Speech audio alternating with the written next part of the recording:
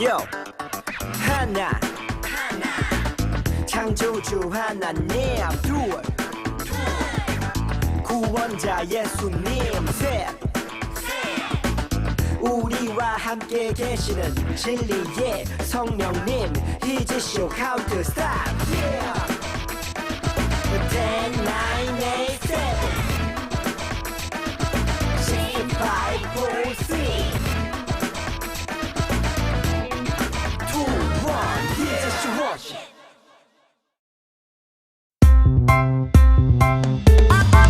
가나혼인 잔치에 포도주가 떨어졌네. 어떻게 예수님 말씀하시네. 저 항아리에 물을 가득히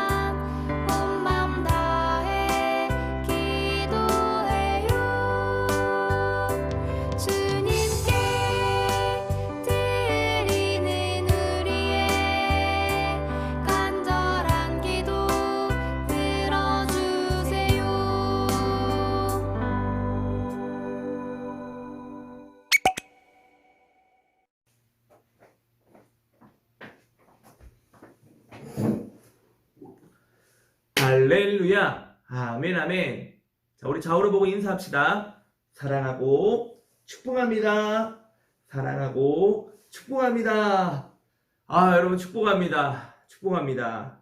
자, 오늘은 성령 세례에 대해서 살펴보려고 합니다. 우리가 지난주에는 물 세례에 대해서 살펴봤어요. 그죠? 물 세례에 대해서 살펴봤는데 이번 주에는 성령 세례에 대해서 살펴보겠습니다. 자, 요한의 세례는 물 세례였습니다. 그런데 예수님이 승천하시고 부활하시고 승천하실 때 예수님이 성령이 오시기를 기다리라라고 하고 너희가 곧 성령으로 세례를 받는다라고 말씀을 하십니다.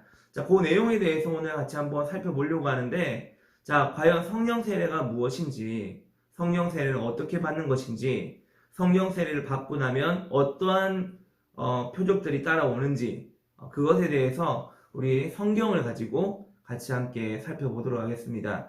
자, 지금 듣는 설교는 굉장히 중요한 설교예요. 굉장히 중요한 설교이면서 여러분이 듣기에는 조금 어려운 설교도 될 수 있지만 전혀 여러분들이 성경을 같이 찾아본다면 그렇게 어려운 설교는 아니라는 것 우리가 조금 알고 있으면 좋겠고요. 자, 오늘 본문 사도행전 1장 4절에서 5절입니다. 1장 4절에서 5절 우리 같이 함께 읽어보겠습니다.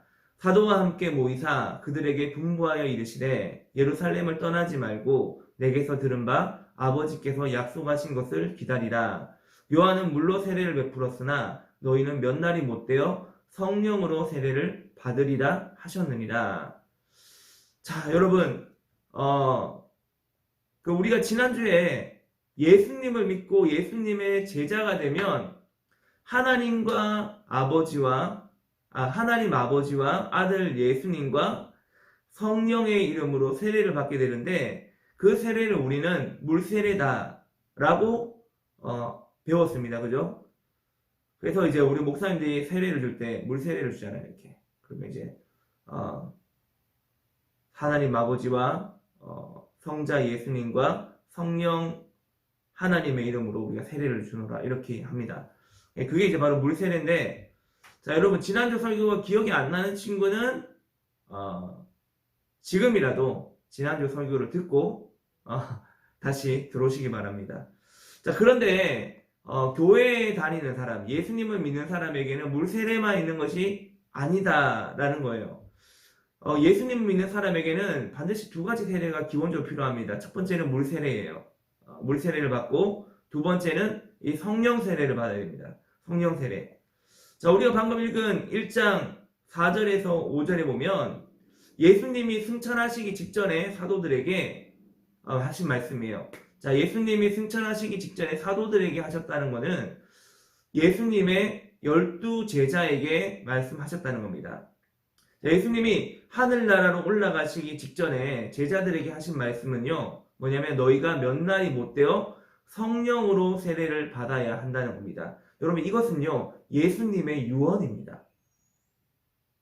예수님이 하늘로 올라가시기 직전에 제자들에게 남겨놓은 유언입니다. 여러분, 유언은 굉장히 중요한 겁니다. 그죠? 굉장히 중요합니다. 유언은 우리가 반드시 알아야 됩니다.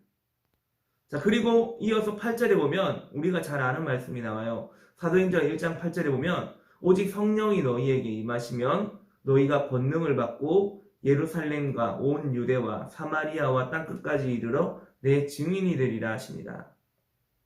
조금 전에 5절에 보면 예수님이 성령으로 세례를 받는다고 했죠. 성령으로 세례를 받기 위해서는요 성령님이 임하셔야 합니다. 성령으로 세례를 받는다는 말이나 성령이 임하신다는 말이나 똑같은 말이에요. 성령님이 임하셔야 우리는 성령을 받을 수 있습니다. 그죠? 그래서 우리 입장에서는 받는 거예요. 근데 하나님의 입장에서는 임하는 겁니다. 하나님 입장에서 부어주시는 거예요. 하나님 위에서 부어주시면 우리는 어떻게 해야 돼? 받아야 돼. 이게 성령 세례야. 그 예수님의 말씀대로 성령 세례가 부어지고 임하는 장면이 2장에 나옵니다. 2장에. 자, 2장에 보면 1절부터 4절입니다. 우리 1절부터 4절까지 함께 화면을 보고 같이 한번 읽어보자. 알겠죠? 그냥 이렇게 입 꾹 다물고 있지 말고 한번 읽어봅시다. 시작. 오순절 날이 이미 이르매 그들이 다 같이 한 곳에 모였더니 홀련히 하늘로부터 급하고 강한 바람 같은 소리가 있어 그들이 앉은 온 집에 가득하며 마치 불의 혀처럼 갈라지는 것들이 그들에게 보여 각 사람 위에 하나씩 임하여 있더니 그들이 다 성령의 충만함을 받고 성령이 말하게 하심을 따라 다른 언어들로 말하기를 시작하니라. 자, 성령님이 신약 시대에 처음으로 임하시는 장면이에요. 성령님이 임하실 때 하늘로부터 급하고 강한 바람 같은 소리가 임했습니다. 자, 성령님이 임하실 때 어떤 게 임했다고요? 급하고 강한 바람 같은 소리가 있었다. 자, 이 성경에서 바람 같은 소리, 바람 소리가 아니라 바람과 비슷한 소리라고 이렇게 표현한 이유는요. 이 소리가 이 세상에서 들을 수 없는 소리였는데 바람 소리하고 가장 유사하기 때문에 바람 같은 소리라고 표현하는 겁니다. 알겠습니까? 그러니까 바람 같은 소리, 바람하고 비슷한 소리. 근데 바람 소리는 아니야. 근데 바람 소리하고 비슷한 거예요. 그래서 이렇게 표현합니다. 그리고 불의 혀처럼 갈라지는 것들이 각 사람 머리 위에 하나씩 임하는 게 보였습니다. 놀라운 일이죠.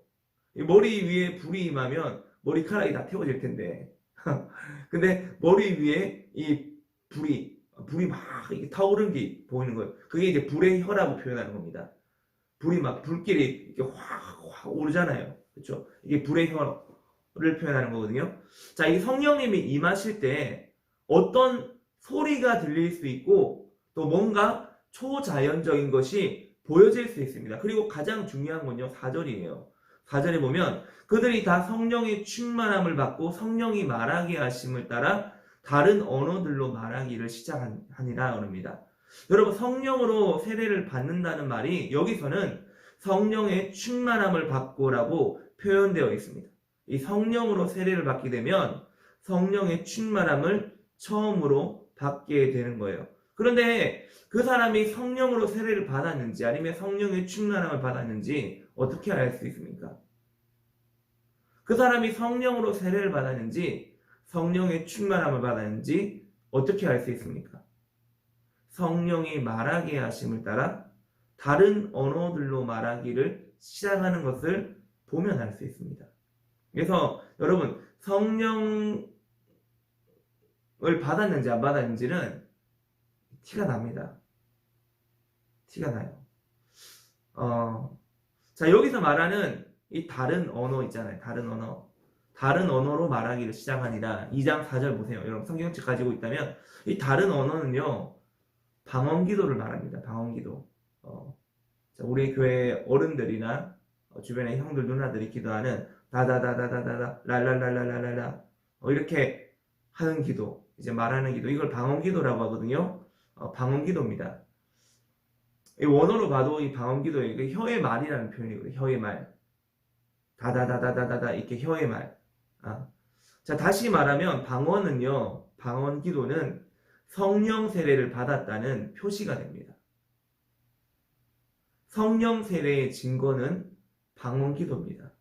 여러분, 이것을 여러분들이 깨달을 수 있길 바랍니다. 자, 사도행전 19장 1절로 7절입니다. 1절로 7절인데, 자, 이 말씀도 우리 같이 한번 읽어볼게요. 시작. 아볼로가 고린도에 있을 때에 바울이 윗지방으로 다녀 에베소에 와서 어떤 제자들을 만나 이르되 너희가 믿을 때에 성령을 받았느냐? 이르되 아니라 우리는 성령이 계심도 듣지 못하였노라. 바울이 이르되 그러면 너희가 무슨 세례를 받았느냐? 대답하되 요한의 세례니라. 바울이 이르되 요한이 회개의 세례를 베풀며 백성에게 말하되 내 뒤에 오시는 이를 믿으라 하였으니 이는 곧 예수라 하거늘 그들이 듣고 주 예수의 이름으로 세례를 받으니 바울이 그들에게 안수하매 성령이 그들에게 임하심으로 방언도 하고 예언도 하니 모두 12사람쯤 되니라. 자, 3절에 보면 바울이 이르되 그러면 너희가 무슨 세례를 받았느냐? 대답하되 요한의 세례니라 라고 합니다. 그런데 바울이 뭐라고 하냐면 너희가 믿을 때 무슨 세례를 받았느냐? 3절에 보면 무슨 세례를 받았느냐? 자, 무슨 세례? 무슨 세례? 자, 이 말은 세례가 한 가지만 있다는 말이 아닌 거예요. 그죠? 야, 무슨 세례 받았어, 너? 야, 너 무슨 음식 먹었어? 그러면은 뭐 짜장면 먹었다 할 수 있고 탕수육 먹었다 할 수 있고 한식 먹었다 할 수 있고 일식 먹을 수 있다 하고 뭐 다양한 대답이 나올 거 아니에요. 그죠? 자, 이 말은 그런 말입니다. 무슨 세례를 받았느냐? 야, 너 어떤 세례 받았어? 물 세례 받았어? 성령 세례 받았어? 이걸 물어보는 겁니다. 그래서 이 성도 하나님의 자녀인 우리가 받아야 되는 세례가 물 세례만 있는 것이 아니라 성령 세례도 있다는 거예요. 너희가 무슨 세례를 받았느냐라는 말은 너희가 예수님 믿고 교회 다니면서 물 세례는 받았는 것 같은데 야, 너희 성령 세례 받았니? 라는 뜻입니다. 성령 세례를 받았느냐라는 말을 줄이면 2절에 나오듯이 성령을 받았느냐라는 말로 대신할 수 있습니다. 당시에 바울이 에베소에 만난 제자들은 이 세례 요한이 요단강에서 베푼 물 세례만 받은 자들이었어요. 세례 요한은 예수님이 오실 길을 준비하는 자였습니다. 요한의 물 세례는 예수님이 사역하시기 전에 이스라엘 백성들을 회개시키기 위해서 잠시 쓰임 받았던 세례였습니다. 이 5절에 나오는 주 예수의 이름으로 받는 세례는요, 요한의 물 세례가 없어지고 예수님이 오신 이후에 새롭게 생겨난 성부, 성자, 성령, 삼위일체 하나님의 이름으로 받는 물 세례입니다. 여러분도 만 15세가 되면요, 이 물 세례를 받게 됩니다. 에베소의 이 제자들은 요한의 물 세례만 받은 자들이라서 다시 성부와 성자와 성령의 이름으로 물 세례를 받습니다. 그리고 중요한 건 뭐냐면 6절입니다. 6절에 보면 바울이 그들에게 안수함에 성령이 그들에게 임하심으로 방언도 하고 예언도 하니. 자, 이 제자들은 분명히 예수님을 믿는 제자들이었지만 아직 성령을 받지 못했어요. 그래서 바울이 그들에게 안수해서 성령이 그들에게 임하시게 했습니다. 성령님을 임하시게 할 수 있는 방법 중 하나는 누군가를 위해서 안수 기도를 해주는 거예요. 그런데 당시에 성령님이 임하신 증거가 무엇입니까? 방언도 하고 예언도 하니. 자, 몇 절이 나옵니까? 방언도 하고 예언도 하니. 자, 6절이 나오죠. 6절에. 네. 방언도 하고 예언도 하니. 성령님이 임하신 증거가 뭐냐면 방언도 하고 예언도 하는 그 모습이 증거가 되는 겁니다. 그러니까 여러분 성령 세례 받았는지 안 받았는지 알 수 있다 없다? 알 수 있다. 이 성령님이 임하신 증거는 방언입니다. 그래서 이 성령 세례는 방언을 말하느냐 안 하느냐 여기에 대해서 이제 결정이 나는 거예요. 그리고 때로는 이 방언만 받는 것이 아니라 방언도 하고 예언도 하니라고 했으니까 예언이나 아니면 또 다른 은사가 성령 세례를 받을 때 임할 수 있습니다. 여러분 성령 세례를 받고 방언으로 기도하게 되면요, 여러 가지 다른 은사들도 임할 수 있어요. 그래서 방언 기도를 많이 하면 할수록 좋은 겁니다. 그래서 여러분 방언 기도를 할 수 있는 친구들은 많이 할 수 있기 바랍니다. 그리고 아직 방언을 받지 못한 친구들은 방언을 사모할 수 있기를 축원합니다. 자, 목사님이 지금 이 녹화가 몇 분 정도 진행되는지 잘 모르겠는데, 목사님이 방언 기도를 하게 된 것은 군대를 제대하고 제가 목사님이 방언 기도를 했어요. 방언 기도를. 그리고 그 전에 목사님은 방언 기도를 못했느냐? 못했죠. 근데 사모는 했어요. 사모는 했는데 방언 기도를 받는데 8개월 걸렸습니다. 8개월. 진짜 간절하게 기도했어요. 목사님 군대에 있을 때 이제 그 주변에 있는 군종 지체들이 뭐 어떤 사람은 순복음, 어떤 사람은 침례교, 어떤 사람은 장로교, 뭐 어떤 사람은 이제 구세군, 이게 이 교단이 다 달랐어요. 다 달랐는데 이 친구들이 모일 때마다 다다다다다다다다다다 이렇게 기도하는 거예요. 우리 통성 기도하면 막 다다다다다다다다다 이렇게 기도하는 거예요. 이게 방언 기도거든요. 근데 처음에는 굉장히 듣기 거부겠는데 나 들으면 들을수록 야, 그거 어떻게 하는 거냐? 이렇게 이제 물어봤어요. 군종들한테. 근데 그냥 자기도 모르게 나오게 됐대요. 나오게 됐다 그러고. 그래서 나도 그거 받고 싶다 그러니까, 그거 선물로 주시는 거니까 사모하면 받을 수 있어. 이렇게 이야기하는 거예요. 그래서 목사님이 진짜 사모하는 마음으로 열심히 기도했습니다. 진짜 사모하는 마음으로 열심히 기도했고, 목사님 예전에 이야기했잖아요. 그 오산리 금식 기도원 목사님 올라갔는데, 목사님이 거기서도 진짜 간절하게 기도했습니다. 그 오산리 금식 기도원은 개도 방언한다고 하는 그런 곳입니다. 아주 누구나 방언할 수 있는, 방언이 터지는 아주 그런 이제 신령한 곳인데, 거기 가서도 목사님은 방언을 못했어요. 거기 갔는데도. 조은기 목사님의 그 흔적이 있고, 기름 부음이 있는 그곳에 가서도 방언 기도를 못해가지고, 굉장히 또 낙심하고 내려온 적이 있었어요, 그때. 근데 이제 목사님이, 굉장히 사모했는데, 제대하고 나서, 그 목사님이 고신교회 다녔거든요. 조용한 교회입니다. 새벽 기도 때, 진짜, 숨소리밖에 안 들리는 그런 교회인데, 거기서 기도하다 갑자기 목사님의 입술에서 다다다다다다 이 방언이 나와버렸어요. 방언이 나왔어요. 그래서 이제 목사님 방언 기도를 하게 됐는데, 지금은 이제 유창하게 할 수 있죠. 한 2가지 언어로 방언을 기도할 수 있습니다. 근데 여러분, 근데 목사님만 할 수 있는 것이 아니라요, 이것은 누구나 다 할 수 있습니다. 뭐 목사님이 거룩하고 신령하고 그래서 할 수 있는 것이 아니라, 이 방언 기도를 사모하는 친구들은 누구나 다 할 수 있습니다. 자, 여러분 오늘 이 설교, 이 정도로 마칠게요. 또 너무 길어질 수 있으니까. 여러분 모두가요, 물세례도 받고, 이제 만 15세가 되면 물세례를 받을 겁니다.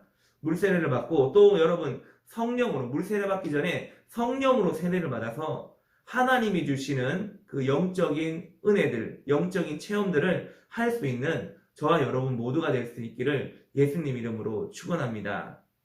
아멘. 기도하겠습니다. 믿음, 소망, 사랑. 목사님 따라 기도하겠습니다. 하나님 아버지, 물세례와 성령 세례를 배웠습니다. 믿는 자라면 누구나 말할 수 있는 방언 기도를 제게도 주세요. 방언으로 기도할 수 있도록 입술을 열어주세요. 예수님 이름으로 기도드립니다. 아멘. 하늘에 계신 우리 아버지, 아버지의 이름을 거룩하게 하시며 아버지의 나라가 오게 하시며 아버지의 뜻이 하늘에서와 같이 땅에서도 이루어지게 하소서.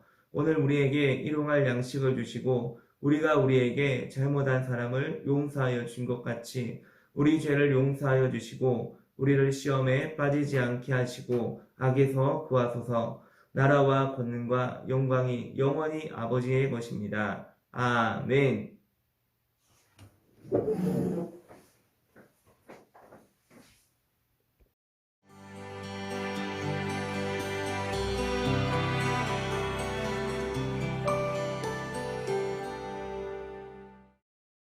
안녕하세요. 김열 교수입니다. 오늘은 다니엘 5장과 6장 말씀을 함께 읽도록 하겠습니다. 다니엘 5장은 바벨론의 마지막 왕인 벨사살 왕이 자신이 베푼 큰 잔치에서 교만하게도 예루살렘 성전에서 탈취해온 금, 은그릇에 술을 부어 귀족들과 함께 마시다가 하나님의 심판을 받게 된 말씀입니다. 잔치에 여흥이 무르익어가며 그들의 헛된 신들을 찬양하고 있을 때 갑자기 나타난 사람의 손가락들이 왕궁벽에 글씨를 쓰게 됩니다. 이 두려운 광경 앞에 왕과 귀족들은 극도의 공포에 사로잡히게 됩니다. 그리고 다니엘의 해석으로 그 뜻을 알게 됩니다.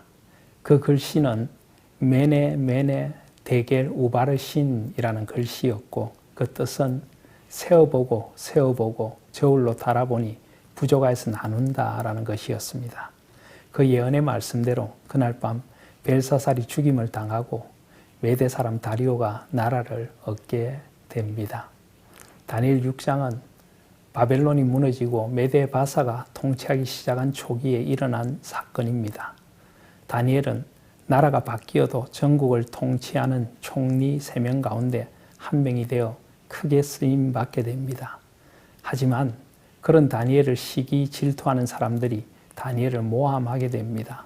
그들은 나란 일에 대해서는 어떤 허물도 다니엘에게서 찾을 수 없게 되자 다니엘의 철저한 신앙적인 면을 역으로 이용하게 됩니다. 곧 왕을 부추겨 30일 동안 왕 외에 어떤 신이나 어떤 사람에게 간구를 하는 자는 사자굴에 던져 넣기로 하는 금령을 발표하게 만든 것입니다. 하지만 다니엘은 그 사실을 알고도 예루살렘을 향한 창문을 열어두고 늘 하던 대로 하루 3번 무릎을 꿇고 하나님께 감사하며 기도드립니다. 기도가 곧 그의 생명줄이었기에 그는 생의 어떠한 상황에서도 기도를 멈출 수는 없었던 것입니다. 그리고 포로로 잡혀온 많은 유대인들과 그 땅에서 태어난 젊은이들에게 세상 속에서 신앙인이 타협하지 않고 지켜야 할 신앙의 절개가 무엇인가를 다니엘은 죽음을 각오하면서까지 보여주고 싶었던 것입니다. 그 결과 다니엘은 모함하는 자들에 의해 사자굴에 던져지게 되지만 하나님께서는 천사를 보내 굶주린 사자들의 입을 봉하여 다니엘을 지켜주십니다. 그리고 오히려 다니엘을 모함하던 사람들이 사자굴에 던져져 죽임을 당하게 하시는 반전의 역사를 펼쳐 나가십니다. 그 결과 이방 제국의 왕인 다리오도 다니엘의 하나님을 영원히 변하지 않으실 살아계신 구원주 하나님으로 인정하며 하나님의 나라와 권세는 영원할 것이라고 찬양하게 됩니다. 우리는 다니엘서를 읽으며 느부갓네살과 벨사살 등에게 주시는 말씀들도 우리에게 주시는 말씀으로 들어야 합니다. 내가 느부갓네살이나 벨사살처럼 교만한 존재는 아닌지, 벨사살처럼 하나님의 공평한 저울에 달아보니 한참 모자라는 존재가 아닌지, 우리 자신과 우리 공동체가 하나님의 공평한 저울 앞에 어떤 존재로 서 있는지 돌아보아야 합니다. 그리고 다니엘처럼 죽음 앞에서도 멈출 수 없는 기도의 깊은 무릎으로 생을 살아가고 있는지 우리 자신을 돌아보며 다니엘 5장과 6장 말씀 속으로 나아가겠습니다. 제5장 벨사살 왕이 그의 귀족 1000명을 위하여 큰 잔치를 베풀고 그 1000명 앞에서 술을 마시니라. 벨사살이 술을 마실 때에 명하여 그에 붙인 느부갓네살이 예루살렘 성전에서 탈취하여 온 금 은그릇을 가져오라고 명하였으니 이는 왕과 귀족들과 왕후들과 후궁들이 다 그것으로 마시려 함이었더라. 이에 예루살렘 하나님의 전 성소 중에서 탈취하여 온 금그릇을 가져오매 왕이 그 귀족들과 왕후들과 후궁들과 더불어 그것으로 마시더라. 그들이 술을 마시고는 그 금, 은, 구리, 쇠, 나무, 돌로 만든 신들을 찬양하니라. 그때 사람의 손가락들이 나타나서 왕궁 촛대 맞은편 석회벽에 글자를 쓰는데 왕이 그 글자 쓰는 손가락을 본지라. 이에 왕의 즐기던 얼굴빛이 변하고 그 생각이 번밀하여 넓적다리 마디가 눕는 듯하고 그의 무릎이 서로 부딪힌지라. 왕이 크게 소리질러 술객과 갈대아 술사와 점쟁이를 불러오게 하고 바벨론의 지혜자들에게 말하되 누구를 막론하고 이 글자를 읽고 그 해석을 내게 보이며 자주색 옷을 입히고 금사슬을 그의 목에 걸어주리니 그를 나라의 셋째 통치자로 삼으리라. 그때 왕의 지혜자가 다 들어왔으나 능히 그 글자를 읽지 못하며 그 해석을 왕께 알려주지 못하는지라. 그러므로 벨사살 왕이 크게 번민하여 그의 얼굴빛이 변하였고 귀족들도 다 놀라니라. 왕비가 왕과 그 귀족들의 말로 말미암아 잔치하는 궁에 들어왔더니 이에 말하여 이르되 왕이여 만수무강하옵소서. 왕의 생각을 번민하게 하지 말며 얼굴빛을 변할 것도 아니니이다. 왕의 나라에 거룩한 신들의 영이 있는 사람이 있으니 곧 왕의 붙인 때에 있던 자로서 명철과 총명과 지혜가 신들의 지혜와 같은 자니이다. 왕의 붙인 느부갓네살 왕이 그를 세워 박수와 술객과 갈대와 술사와 점쟁이의 어른을 삼으셨으니 왕이 베드사살이라 이름하는 이 다니엘은 마음이 민첩하고 지식과 총명이 있어 능히 꿈을 해석하며 은밀한 말을 밝히며 의문을 풀 수 있었나이다. 이제 다니엘을 부르소서. 그리하시면 그가 그 해석을 알려드리리이다. 이에 다니엘이 부름을 받아 왕이 앞에 나오매 왕이 다니엘에게 말하되 네가 나의 부왕이 유다에서 사로잡아온 유다 자손 중에 그 다니엘이냐?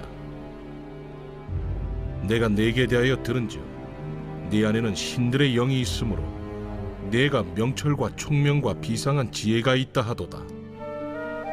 지금 여러 지혜자와 술객을 내 앞에 불러다가 그들에게 이 글을 읽고 그 해석을 내게 알게 하라 하였으나 그들이 다 그 해석을 내게 보이지 못하였느니라.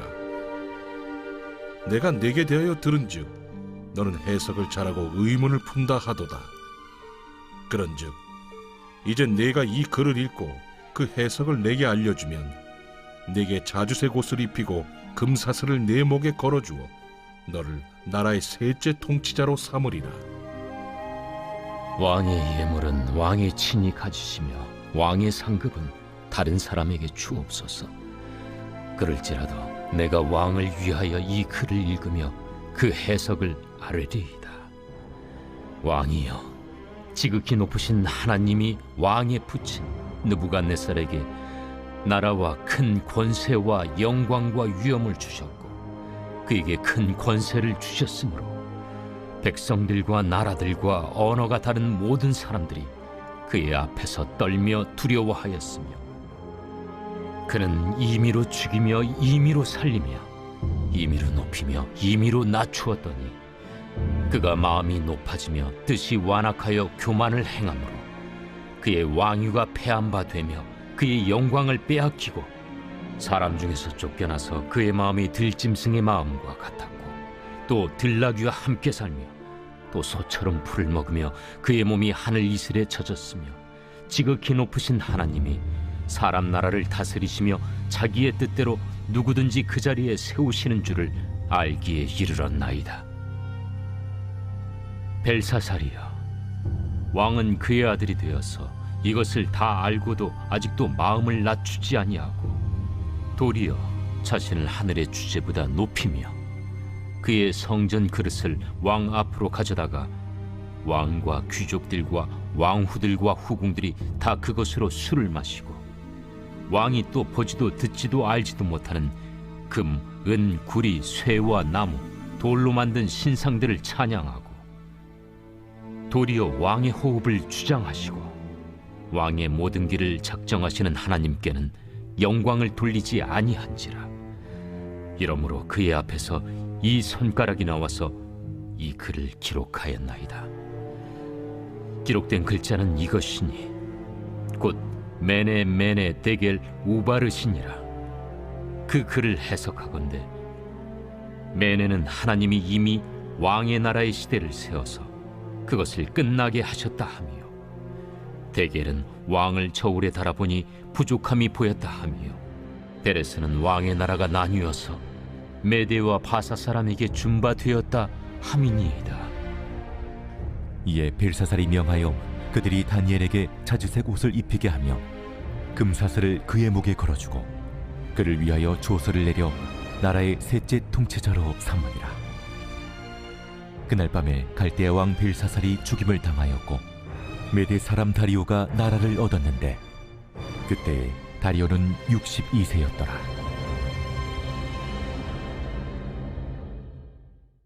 제6장. 다리오가 자기의 뜻대로 고관 120명을 세워 전국을 통치하게 하고 또 그들 위에 총리 셋을 두었으니 다니엘이 그 중에 하나이라. 이는 고관들로 총리에게 자기의 직무를 보고하게 하여 왕에게 손해가 없게 하려 함이었더라. 다니엘은 마음이 민첩하여 총리들과 고관들 위에 뛰어나므로 왕이 그를 세워 전국을 다스리게 하고자 한지라. 이에 총리들과 고관들이 국사에 대하여 다니엘을 고발할 근거를 찾고자 하였으나 아무 근거, 아무 허물도 찾지 못하였으니 이는 그가 충성되어 아무 그릇됨도 없고 아무 허물도 없음이었더라. 그들이 이르되 이 다니엘은 그 하나님의 율법에서 근거를 찾지 못하면 그를 고발할 수 없으리라. 이에 총리들과 고관들이 모여 왕에게 나아가서 그에게 말하되 다리오 왕이여 만수무강하옵소서. 나라의 모든 총리와 지사와 총독과 법관과 관원이 의논하고 왕에게 한 법률을 세우며 한 금령을 정하실 것을 구하나이다.